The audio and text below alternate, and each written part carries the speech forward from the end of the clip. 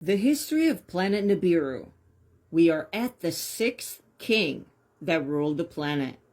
After Anshar and Kishar ruled, the throne was taken over by their son, Enshar.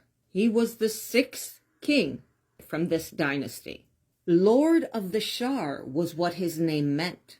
And remember, the word Shar means 1 year for the Nibiru circuit around the sun, which is 3,600 years for us.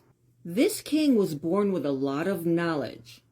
He was very intelligent, and he learned a lot throughout his life. He studied a lot and was a genius of his time. He looked for ways to fix all of these problems, like Nibiru's path through the heavens. This means that he was studying the cosmos and how planets interact with each other and their circuits and their orbits. The tablets continue to say that he did a lot of research.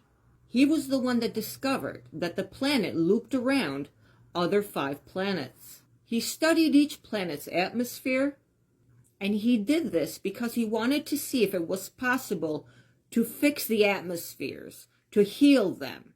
He is conducting every type of experiment possible and research possible to fix this broken hole in the shield of the atmosphere of Nibiru. What modern day stories don't tell us about Nibiru and the problem they had about the atmosphere is that this went on for thousands and thousands of years on Nibiru, and it was creating a famine and desolation in the lands.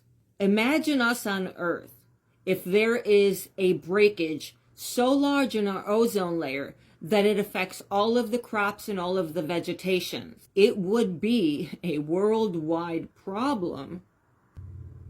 It would be a problem of extinction levels for humanity. And that is what they were facing on Nibiru. So this was the most important problem that they had. He used celestial chariots to observe these other 5 planets. And by celestial chariots, they mean spaceships. In fact, in a lot of the scriptures that we find here on Earth, when they refer and use the word celestial chariot, it always means a spaceship. The story goes on to say that these findings were surprising and hard to understand, like they were having difficulty understanding how all of this worked. And in the meantime, Nibiru's atmosphere got worse, circuit to circuit.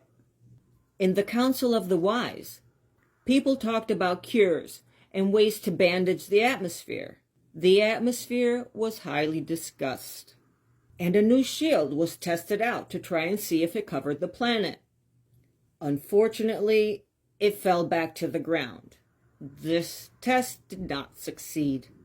At this point, they start testing volcanoes, and they started studying and analyzing the ash from the volcanoes. The Council of the Wise were all focused on the volcanoes now as a possible solution to their problem.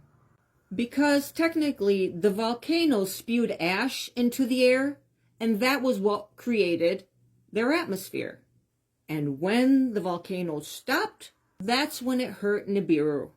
So the king Enshar says, let volcanoes spew again. And so one group studied how to do that. How it could be done, they figured out. Nevertheless, during his rule, the hole in the atmosphere got bigger.